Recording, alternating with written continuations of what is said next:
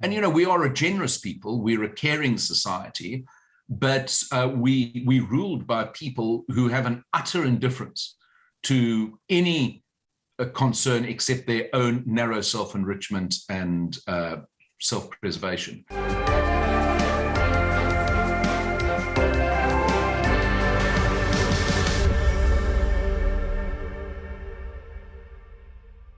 Liberalism is one of the oldest and most important political traditions in South Africa. But what role can liberalism play in today's politics, and what are its future prospects? Well, joining him on the show is Tony Leon. He is the one-time leader of the opposition in South Africa's parliament. He is the former leader of the Democratic Alliance, as well as a one-time ambassador to Argentina. He's now a communications consultant based in Cape Town.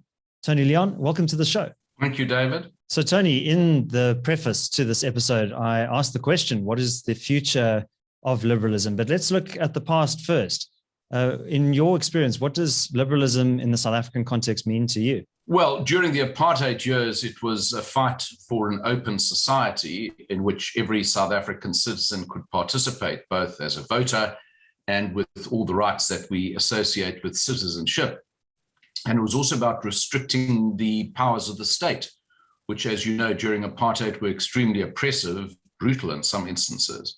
So during that period, in the fight for an open society here, which liberalism espouses, I think liberalism was not that contested as an ideology. But as one of my predecessors as leader of the opposition said, it's actually much more difficult to partake in building an open society than it is in opposing a closed society.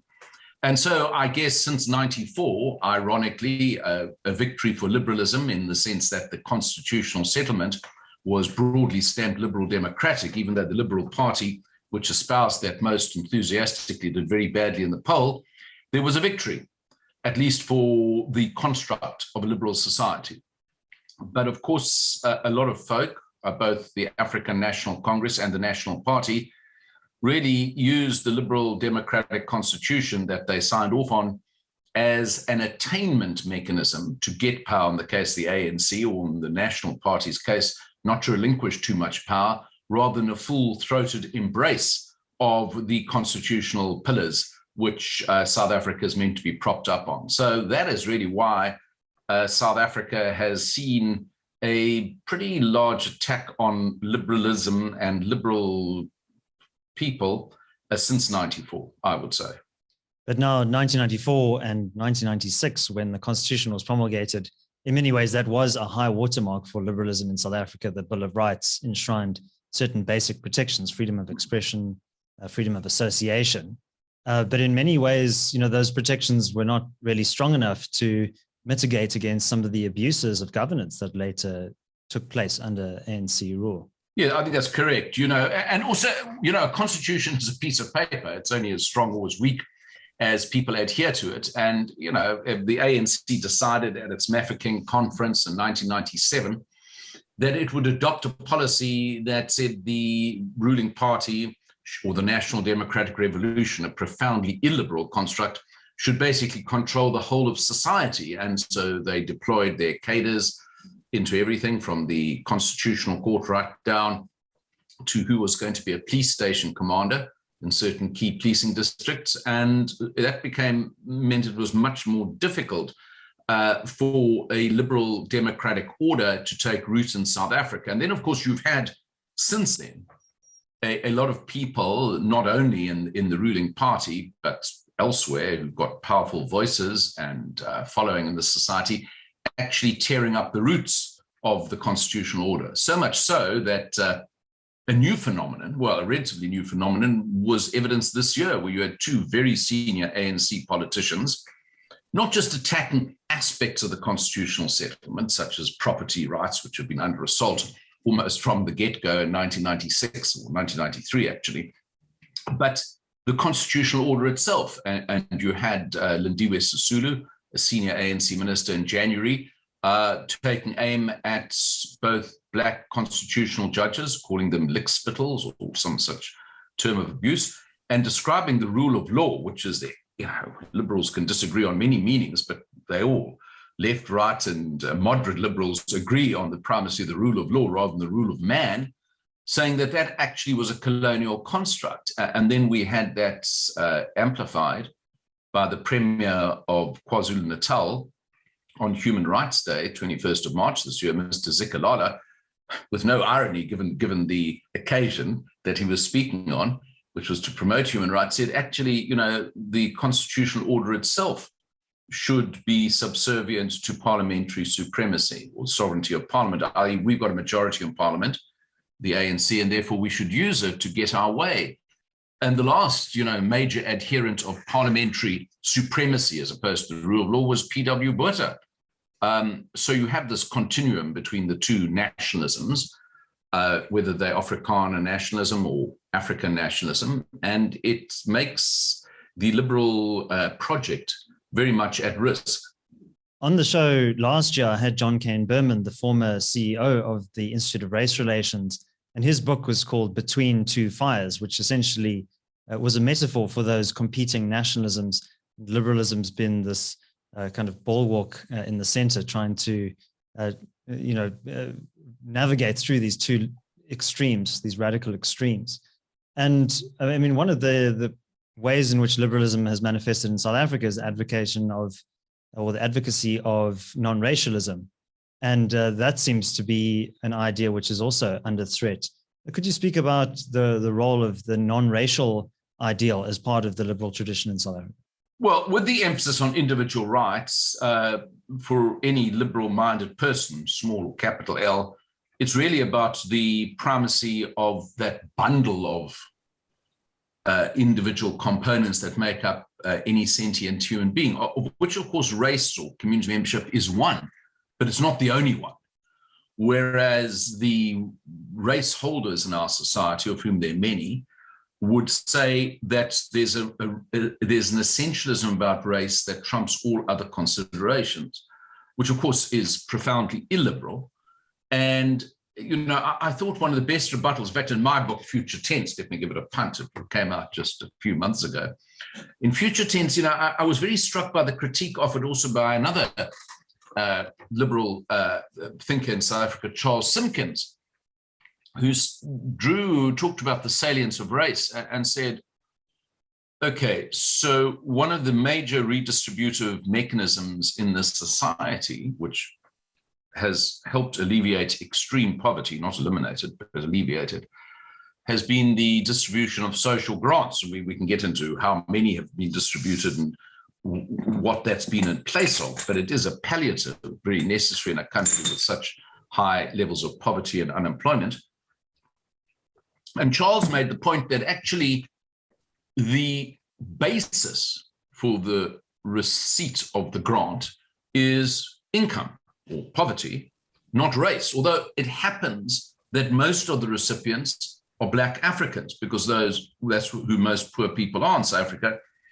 And the people paying for the grant, contrary to the election claims, the ANC is not the ANC, but the taxpayer, a disproportionate burden of taxation, also for reasons of history, at the personal income tax level, falls on white South Africans. But whiteness is not the basis for paying taxation in this country, which applies simply on an income calculation, and nor is race the basis for the receipt of the public good of a social grant. And so I thought that was almost a complete answer to the question of race holding, that you actually, there are other measures which, there's a big fight, I know it goes on all the time, well, why do you want to be colorblind?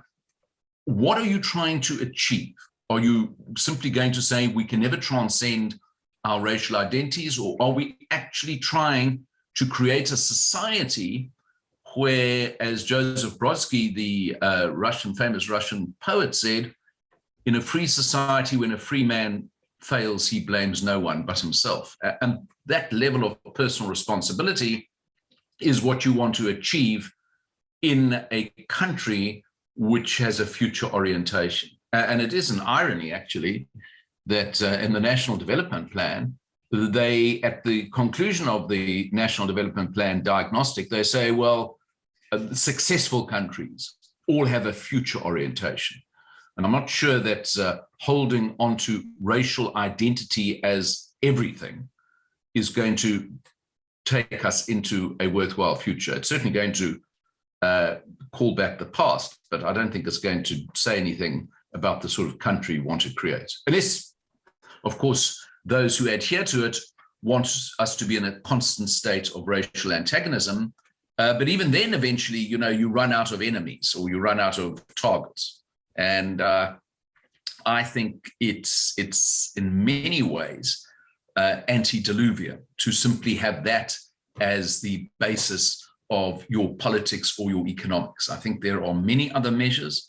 I think there are many other useful public goods that can be advanced without us simply going back into our separate racial trenches. And after all, although it's I think it's a weasel word, out of which all content has been sucked. I mean, the cardinal founding premise of our constitution is non-racialism, not more racialism. Yeah, and Tony, I think one component of the liberal worldview is the sense of free individuals as economic agents as well. And well, it isn't. Sorry to interrupt you. It isn't. It isn't. I mean, because free individual choice is very important, I think, to all liberals. But if you're a liberal in Europe, let's say, you would argue that applies to economic matters. It applies to everything else. If you're a believer in liberal economics in America, for example, you're very likely to find yourself advancing that in the economic realm, but not in the social realm, which is why you get free market champions in the United States being very much in favor of giving the state a right to restrict abortion rights, as we're seeing in the Roe v. Wade. So I think it differs, time and place, certainly. But I, speaking only for myself, and that's all I'm happily speaking for today, not on behalf of any wider cause, I absolutely think that you've got to have freedom of choice in the economic realm. And a society that encourages that and that champions that is more likely to be a society with high levels of economic growth. So, Tony, let's turn now to politics. And, I think it's all very good to delve into political theory, but there's theory and there's practice. And you have quite a lot of practice yourself, having led the DA for many years. Scars on my back still, David. So how do you bring some of these principles to life in terms of public policy, in terms of the cut and thrust of daily politics and all of the conflicts that come with it and the inevitable compromises that inevitably arise? Well, let me say immediately, the idea of I never used to go around saying I'm a liberal with a capital L. That would have excited no one. But I think a lot of, to me, the great advantage of having a liberal outlook and myself and the party that I led for 13 years having a broadly liberal philosophy was it gave you an anchor, a sheet anchor, and when all the winds were blowing different directions, because it gave you a set of principles against which not just measure yourself, but measure your opponents and know which issues to call out and which issues to champion. And, I was reading a fantastic essay recently, or speech by Margaret Atwood when she won the Christopher Hitchens Prize. And she said, the problem with the moderate center is it lacks a big slogan. It also lacks robotic followers by definition. And, it's going to always have a hard swim.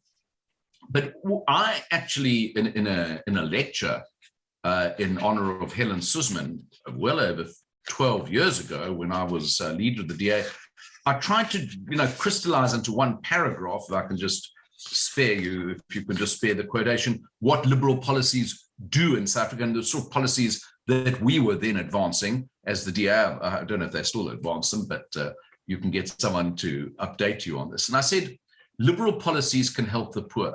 A flexible labor market creates more jobs. School vouchers improve opportunities for education. Successful private hospitals help create better healthcare for all. The liberal state removes barriers to market entry that stifle individual opportunity and enterprise. And then, in fact, I quoted the person you had on your program last year, John Cain Berman, that a liberal state is frugal with taxes, recognizing they are the fruits of human labor, not the property of the state. Where it collects its taxes to redistribute, it does so ways to help the poor start climbing the ladder of self-reliance and success. It avoids doing things that profit-driven entrepreneurs can do more effectively. Where it has to make trade-offs, it favors liberty above restriction, the poor above the rich, and consumers above producers. Now, that is a one-paragraph distillation, if you like, of taking liberal ideas into the thick of the fight for all South Africans. And you could take any one of those items, listener, many more, but that's just a summary, and say, well, as Archimedes said, give me a place to stand and I'll move the world. Those are pretty strong and solid beliefs or cornerstones which you can use on the road of a kind of party political advancement. And, the problem really is that you're not really opposing, they're not political philosophies opposing each other. I mean, I don't know that the ANC is in any sense a socialist party at all. If it's not liberal versus socialist here, it's really liberal versus racial populism. And, populism is a methodology. It's not an ideology, as Yuval Noah Harari said recently. And it's also about, patronage and a patron-client relationship. One of the liberal ideas that, going back to your question on the economy, is that you do indeed have free citizens who have jobs in the private sector primarily, not in always, because you do need a supportive state, and that needs to be manned by people who are competent and diligent and help deliver public services. But a lot of people champion the state, not because they think the state's better than the private sector, but because they control the state. And therefore, they have millions of public servants who are going to, on election day, vote for the state or the state party. I saw this at play when I was in Argentina, where there were certain provinces where mining was banned by the provincial governor, because if you had a mining company extracting ore and having a staff and support system, the mining company would be the rival to the governor for the dispersing of jobs in that particular state, and would affect his and his family's chance of being re-elected. So the state monopolies, because liberalism, if anything, should oppose monopolies, are always going to have a very, very hard take against people who say, we need to deconcentrate the monopoly, we need to spread it out, we need to countervailing forces. Because one of the big liberal ideas, David, is that you tame power by having other centers of power. All right. But in many respects in South Africa, I think it's easy to get pessimistic about where the country is. And a large part of our failings are because we've had this unchecked single party dominant system for so long. But something that I think characterizes South Africa as well is it is a fairly multipolar society. We've got a free, robust press, quite a vibrant civil society across the ideological spectrum. But I think maybe what is perhaps going wrong with South Africa's democracy is we have fairly high levels of transparency, but low levels of accountability. So I think maybe some of those checks and that diversity of the political landscape, I think, are strengths, but perhaps not strong enough. What is your view on that? No, I think there's validity in what you're saying. Let me say, I just spent last weekend participating both as a speaker and as a member of the audience in the fantastically revived Franschhoek Literary Festival. And it was quite striking among us people I appeared alongside with, political analysts like Ralph Mafreta and Adrian Basson, the editor-in-chief of the News 24, and listening to other people like Ferial Haffajee of the Daily Maverick, a lot of them, and David Gewisse, the biographer of Thabo Mbeki, no one had any faith at all in the ANC's government's ability to do pretty much anything. One of the people said, just abandon the idea of the government because you've got to look at city administrations. That's all we can look at if we're going to look at levels of government that vaguely work in this country. And this complete dismissal by a range of people of different ideologies and races, for that matter, that the central government is fit for purpose was just almost universal. Now, that's a tiny ecosystem, but it's felt across the ground. We had these devastating floods in KwaZulu-Natal a few weeks ago. And it was quite interesting. And I immediately made a modest donation, my wife and I, to help alleviate the tragedy and the consequence of those flooding for so many families and communities. And the first appeal came from the government, please donate to a fund administered by the government. And then one came from this, fantastic NGO, Gift to the Givers. And we immediately donated that. And I just put out on my Twitter account, well, I ignored the government appeal, but I've given immediately to Gift to the Givers. And it was just retweeted hundreds and hundreds of times because people are doing the same thing. And, we are a generous people. We're a caring society, but we ruled by people who have an utter indifference to any concern except their own narrow self-enrichment and self-preservation. And that is why there's a deep cynicism about the government. That is why there are alternative polls. I mean, in my book, Future Tense, I have what I call 9 signposts of the future, and 6 are negative and 3 are positive. And one of the 3 bright positives is what I call, borrowing from George H.W. Bush's speech in 1988, 1,000 points of light, which is civil society. And, there are fantastic community organizations in this country, micro ones, macro ones. We have the Solidarity Fund, which, is peopled by some of the richest people in South Africa who have given their own money, billions of rands, to help mitigate the worst excesses of the COVID lockdown economy that we're just coming out of. And I know one of those philanthropists, and I wrote to her and I said how impressed I was by her generosity. And she said in her response, she said, yes, because I trust the people who are administering the Solidarity Fund. Of course, every one of them has got credibility not relating to any government positions, they don't have any, but to their achievements in the private sector. And of course, David, I should say that there's a lot of, there's quite a lot of private sector skullduggery in South Africa, as we've seen in recent times. But by and large, a lot of private sector companies in this country are the difference between South Africa being a going concern and becoming a failed state. So, Tony, on the show, we've often spoken about the importance of political devolution and this phenomenon that we've just been referring to of civil society actors filling the void left by the retreating state. Let me say it's completely unacceptable because we all, some of us get a huge income tax bill, twice a year or monthly if you pay PAYE. And it's a horror show because you're paying nearly half your income at a certain, not actually such a high level, to the state to fund the goods, and you have to pay for all the goods again, ranging from, inverters to get electricity not provided by Eskom, which you're paying for anyway, private security because the police service is nowhere in sight, private education because so many state schools have failed, and, there's a long and depressing list.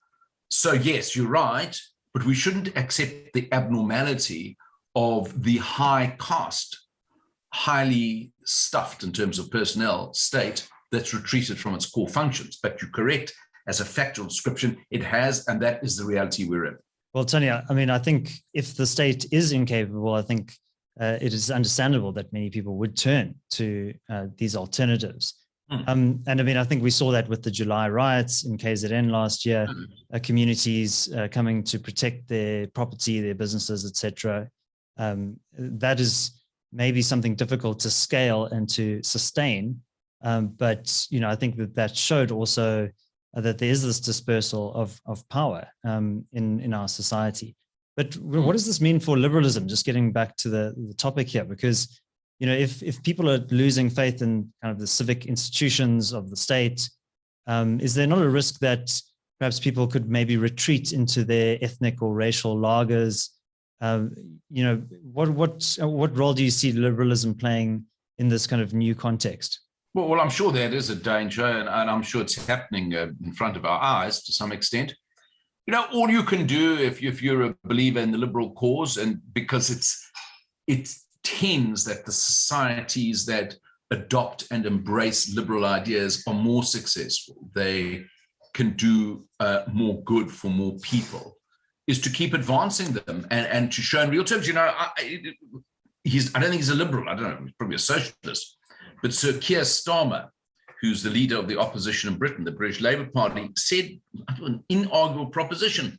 He said, without a strong economy, we cannot pay for a good society. Well, it's it's a sine qua non. Now, South Africa, of course, we, to the extent they have the government provides social goods, some of which it does. It does this by borrowing money, about 2 billion rand a day to fund itself, which eventually you run out of money and you start to crowd out other items of social expenditure because you're paying so much for your debt. And, you know, it's a figure I think is 4 trillion rand is our national debt in South Africa. It's ballooned. So, you know, if you want to alleviate poverty, which is obviously essential in South Africa, you've got to be passionate about economic growth, as my colleague Ken Andrews said a few years ago. So, you know, that's what you've got to keep banging the drum for. You've got to say, if we don't have this, we'll never get that. And you've got to point it out. You've got to make it easy to make the connection. I really think that what is so important in politics and life, and God knows writing a good novel, is to have good storytellers. I'm not talking about confecting fables. I mean about taking abstract ideas into the thick of the fight for people's better lives and livelihoods, and showing how it can be done, where it has been done. You know, let's just take, you know, the obvious example.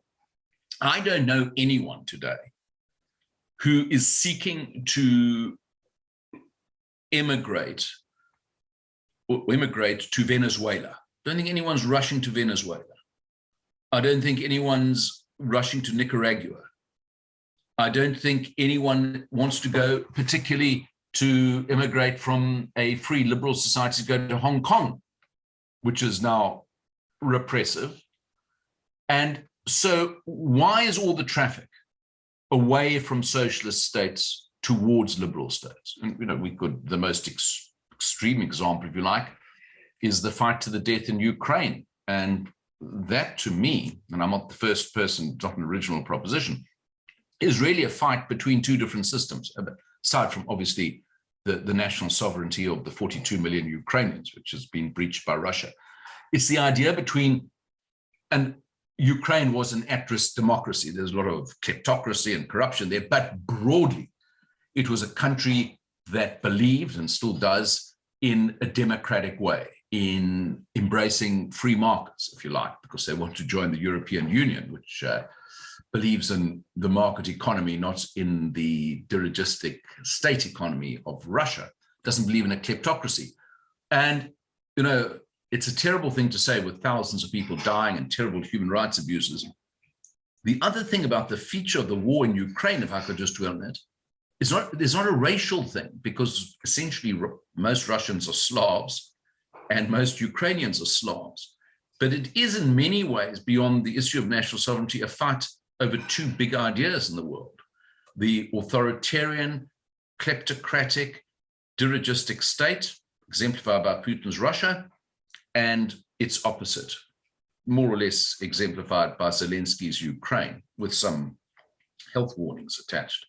And that, to me, actually illustrates vividly, perhaps too vividly, too much bloodshed, of the struggle for freedom. And we need to remind South Africans that it's quite possible that the government, or a government, could extinguish all your freedoms in this country, as indeed happened in our recent times. We know we're still under when I last checked, a state of national disaster. It's quite outrageous, actually. I mean, because clearly coronavirus is, because of the inoculations and the herd immunity, to the extent we've achieved it, is much less lethal than it was. Our hospitals are no longer crowded by extreme at-risk patients. And yet we still have a government that's got this power to impose regulations which are utterly arbitrary, completely random, totally ideological in some cases, and have very little to do with public health. And, you know, people need to take a warning sign from that and say, you're actually, if you believe in your sovereign rights, which are given to an individual, you also need to remember, talking about great liberals from yesteryear, Alan Paton, who in a one-sentence formulation said, and this is in the darkest days of apartheid, and sadly it applies 28 years after so-called democratic freedom arrived here, he said, man was not born to go down on his belly before the state. And to that, I can only say amen. So, Tony, you mentioned Vladimir Putin, and in 2019, he was interviewed by the Financial Times, and he said that the liberal idea was obsolete and was no longer useful. And I wondered what your thoughts were about the state of liberalism globally. And we've seen the rise of kind of various populist movements on the left and the right. Do you think that the foundations of liberalism are still as strong as they were, say, at the end of the Cold War in 1989? Oh, they're definitely not. Although I have to say, after the 24th of February, with this great Ukraine fight back, they're probably much stronger than they were before the 24th of February. Suddenly, the West seemed to sort of recover its mojo. It understood what was at risk. I mean, a lot of self-interest involved. You know, Ukraine's right next to Poland, and second largest country in Europe, and Poland's right next to Germany. So, but anyway, it doesn't really matter. Motive is much less dramatic than more important than the result.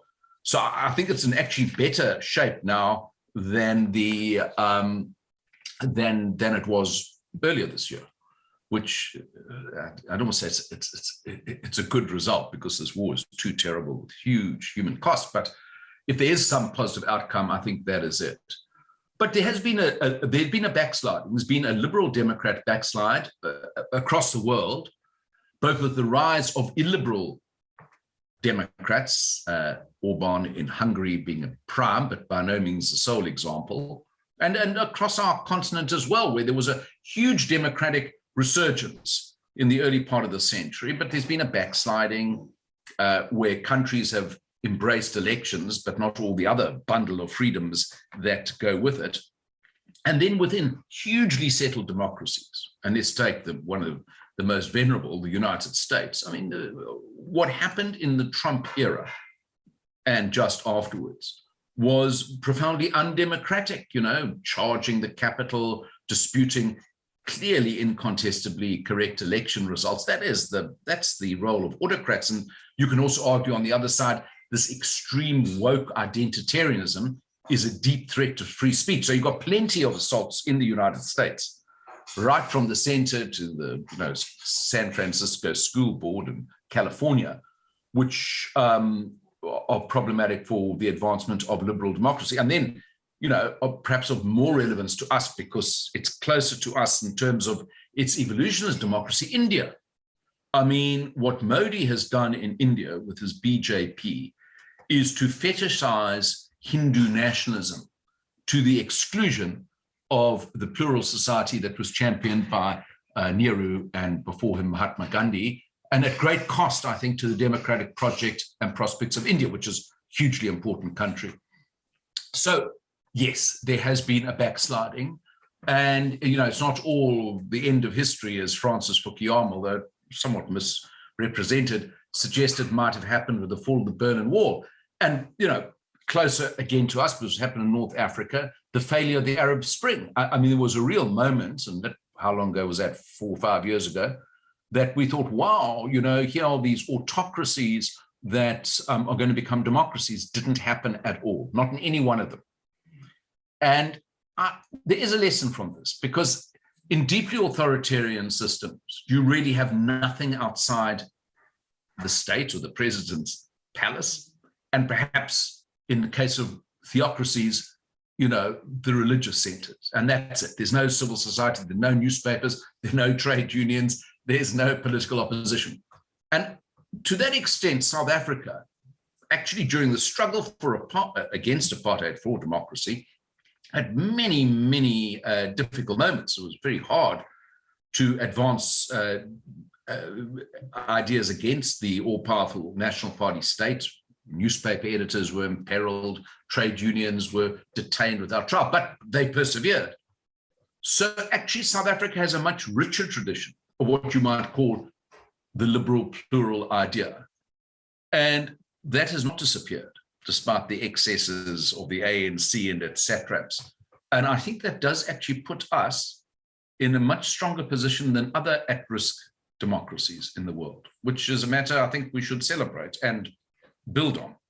So, Tony, you mentioned India, and when I was studying my master's in political science, I wrote my dissertation on the end of single-party dominance in India. So I looked at the Congress Party of India Coincidentally, Congress was in power unchecked for 30 years, 1947 to 1977. And what dislodged them was a rainbow coalition of opposition parties. Do you foresee something like that happening here in South Africa? And how might those coalition dynamics play out in the South African context? And what role for the flag bearer, the standard bearer of liberalism, the Democratic Alliance, in a potential coalition scenario? Let me say this, that when I was writing my book, Future Tense, I didn't see your thesis, and it's probably impoverished my book as a result of not seeing it, but I took exactly the same. I called one of the positive signposts of the future is what I call Judgment Day. That I reckon about 30 years in a modern democracy is what a ruling party has until it runs out of support. And we'll be at that moment in 2 years' time in South Africa. And I certainly quote the example of the India Congress Party, because it was such a powerful one. Liberation Party, founding the Democrat, just like the ANC. Even more instructive, because it was exactly the same time frame, was the Israeli Labour Party, the Mapai, which dominated the whole of Israeli society between 1948 and 1977, nearly 30 years. And they were voted out for a combination of, incompetence during the 1973 war, corruption scandals, and people just got sick and tired of one-party rule. And, when I met Ariel Sharon when he was Prime Minister of Israel, he told me a fantastic story. He said that he was the founder of Likud with Menachem Begin. He said that you couldn't be promoted in the Israel Defense Force if you were not a member of the Labour Party beyond the rank of brigadier to become Major General. You had to have a Labour Party. That sounds just like South Africa. So, and they ran out of power. And, what's interesting is, the Congress Party of India, the Gaullists in France are another example of a liberation party. Congress in India, Gaullists in France, the RPI, Mexican Revolutionary Party, the Israeli Party, are today fractions of what they once were. They are overwhelmingly on the opposition benches, likely not to get to power again anytime soon. So, yeah, I think the ANC is destined for the same fate for a range of reasons. On the question of coalitions, David, it's very difficult. We've seen that. I would say, though, that if I might just stick with Israel, because I'm married to an Israeli, so we have a lot of Israeli politics and South African politics coursing through our home on a daily basis. It's interesting, you've got this extraordinary six-party coalition in Israel, which embraces everyone from left-wing Arab parties to right-wing Jewish nationalist parties, united by one thing, an absolute determination that Bibi Netanyahu should never come to power again. They have agreed on it. They managed to pass a budget despite having very little ideological coherence. And I suspect in South Africa, and I know it's very hard, there will be a coalition based on an absolute determination that the ANC needs to go if South Africa is to become a better country. And I think that has really seeped into the minds and hearts and souls of so many people now. We at the Center for Risk Analysis, Tony, looking at the run-up to the 2024 elections, and one of the scenarios that we put forward is this, what we call the wild dogs thesis, which is that this motley assortment of opposition parties could bring down the mighty buffalo of the ANC that for so long has been roaming the savannah unchecked. There was always this assumption that it was a lion that would bring down the buffalo, but we think that the wild dogs will have a better chance. I read those scenarios. It's very interesting. Look, the one thing you can't do, in my opinion, although it makes it very sexy politically, is you can't put a percentage. So there's only 5% chances, because who knows? We don't know what's going to happen. The world can blow up next year. I mean, anything's possible. So I don't know what the percentages are, but I think there is some prospect that. Look, the other thing is, it depends. It depends if, in terms of a governing coalition, it entirely depends on how low the ANC goes. I mean, the issue is if the ANC gets above 45%, which is, I think, where they'll land, there won't be any coalition. The ANC will stay in power and will do a deal with the Mickey Mouse parties. It's much easier to get the Dalils in exchange for a cabinet seat. You already got Bantu Alamisa for one. I don't know who it'll be. The IFPs, will probably go in. They'll be able to get enough small parties to prop them up. It will be just mess as before. If the ANC gets in the low 40s and there aren't enough small parties, it's going to have to make a choice. Never mind the opposition making a choice. Does it align itself with the EFF or the DA? Because they're the only parties conceived that'll have the bulk to bring the ANC over 50%. And at the moment that the ANC exercise that choice, there will be a split in the ANC because there are. I think it's easier for the ANC to do a deal with the EFF, but there will be people in the ANC, and I know some of them who are constitutional Democrats who won't abide the EFF. And there are probably far more people in the ANC who cannot abide the idea of being in business with the DA. So either way, there's going to be a choice and therefore I think a split. So I do think the dynamic happens when the ANC gets below 50%, but I think one's got to qualify that and say, all this is just pie in the sky, wish listing, unless the ANC goes quite low, because otherwise I think the ANC will cobble together a coalition, which it is the majority party. Yeah, I think we should be careful of wishful thinking and confirmation bias when we analyze these trends. But why not? It would be wonderful to have one's bias confirmed in such a way, would it not? Indeed. But I mean, you yourself had your own experiment with coalition politics when the DA combined with the IFP. Yeah, so tell us the IFP was details. not bad. Well, the IFP was problematic, but really, we were only for a short while in co-government with them in KwaZulu-Natal. We had 2 seats in the provincial executive. That was fine. But I mean, during the next election campaign, 2004, they banged on about the issue of Ulundi being the capital of KZN, and it just ate into our support in places like Pietermaritzburg. And people's experience of IFP government, I have to say, in Zululand was a very bad one. A lot of people did not think the IFP was better than the ANC when it came to actually delivering the goods or tamping out the patronage network. So but of course, ideologically, the IFP and the DA were much closer aligned than anyone else. So I think there's a difference between theory and practice. But I do think it was necessary for the DA to show it was in business with credible parties. And the IFP, if nothing else, is credible. I mean, governed KwaZulu-Natal, it was one stage a 10% party, and it had a lot of support in certain parts of South Africa. That has, of course, changed over time. The much more difficult experiment, because it had lasting consequences, was the DA's or DP's decision when I was leader to form a merger with the National Party, ideological enemy and apartheid. Now, the ally in the new South Africa, and of course the ANC said this is just the gang up of the whites. It wasn't that. It was to actually close down the competition in the opposition. We could have annihilated the National Party over time, but then that would have been the cost of actually taking on the ANC, which was what we were trying to do. So we thought, let's close down the competition and let's take the fight into the major battlefield. Now, of course, we had tremendous problems with the elements of the new National Party leadership, Martinus van Schalkwyk, Renier Skuman, Daryl Swanepoel, people like that, who were determined not to create a new party, but to recreate the National Party. So they left. We lost our foothold in the provincial government in the city of Cape Town. And it took us between 2001 and 2006, 5 long and difficult years to get it back, which we did eventually. But the truth of the matter is, if the DA had not done the merger it did, or the DP, to create the DA would not be governing Cape Town today, or the Western Cape, because we understood that our voters, or our potential voters, wanted to see those parties stop fighting with each other and take on a common cause. And that's why we did it. And to that extent was successful, although it had quite a hefty price tag attached. So coalitions, whether they formalized in mergers like the DA was between the DP and the NNP, or they're informal, such as the situation you've got in the city governments and Joburg and Ekurhuleni and Tshwane, they're hard and they require careful management, but you've got to remember why you're doing them. And what about this proposal that I've seen often referred to in the media, that the DA should throw in its lot with the so-called moderate ANC that you referred to?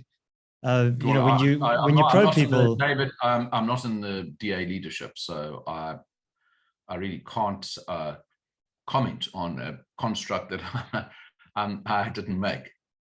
No, of course. But, what potentially, as an observer of politics rather than a participant, would you say would be the effect of such a decision? Because, in many respects, the DA could alienate its core constituency. A lot of its identity is built on criticizing the ANC, and could be linked to that. Many of the failures of ANC governance. Could that end up doing more harm than good? You know what they say when you go and buy something or you get some shiny bauble sent you in your email? T's and C's apply, terms and conditions apply. It's entirely dependent on the terms and conditions. I don't have a neuralgia, speaking personally, or even as the ex-DA leader, that the DA should under no set of circumstances ever unto a day have anything to do with the ANC. I think arguably they should try and build something outside of the ANC. But if the conditions in the country change, and the DA has on its own terms a prospect of entering some governance arrangement, well, it should look at the terms and conditions, see what it has to offer, what deal it can get for its supporters. Now, you say its supporters, yes, most DA supporters are pretty anti-ANC. If I lined up 10 people, probably who, donate to the Institute of Race Relations, they've got businesses, and I say, look, we're on a precipice. The DA, if the DA gives its support to the ANC, it'll prevent the ANC going to business, the EFF, for example. That's the two alternatives. I guarantee you 10 out of 10 of the race relations supporters would say, please do that, because the country is going to be at greater risk if that happens. If I gave you another scenario which said, look, there's a schism in the ANC between the RET crowd and the more constitutional democratic crowd. If the DA helps the latter, they'll get rid of the former. That's another set of possibilities. So ideally the DA, but the DA is, you've got to remember, what's the real estate? How much of the market does the DA control? The DA controls, I don't know, 22% or 21%. On a good day in the next election might get 25%. Now, 25% is not 50%. That you've got to remember. So, it depends. I would not absolutely rule anything out. I would say that as a South African citizen, never mind whatever my DA previous credentials are, I think getting the ANC out of power is a necessary good for the country. And if that can be achieved, it should be done. If that's not achievable, well, we've got to look at the other options to try and improve South Africa, its standing and where it's going. All right. Well, Tony, just in conclusion, I've really enjoyed this conversation, but looking at this idea of liberalism, sometimes it can be a bit nebulous. But putting aside politics, how can viewers of this show adopt a kind of liberal mindset, and how can that help them to navigate through the complexity and some of the risks that we see in South Africa and build a better, more free, open, and prosperous South Africa? Just remember, you're a sovereign individual. You've got God-given, constitutionally endorsed rights. You must stand up for them, and you must take up all comers who prevent you from exercising them. And that, to me, is what the liberal citizen needs to be. And it's about creating an informed citizenry who understand that, who are not waiting as supplicants for some good czar, the great Tolstoyan concept, who will hand out some nice goodies to you. That's not going to happen. You've got to go and take it for yourself within the bounds, obviously, of a order-based society. Well, Tony Leon, I think that is a fitting point to end this conversation, a call to arms for liberalism. Thank you very much for joining me on Solutions with David Ansara. Thank you very much, David. Be well, hey, and thanks for the opportunity. Bye. If you enjoyed this conversation and you're watching on YouTube, please do leave your thoughts down in the comment section below. And also remember to like this video and subscribe to the channel. If you're listening on your preferred podcast platform, please do subscribe there as well. And also, if you are interested in my own insights, my writing, and my reflections on these episodes and other ideas, you're welcome to subscribe to my personal newsletter. There's a link down in the description below where you can sign up. My name is David Ansara. This is the Solutions Podcast. Until next time, take care.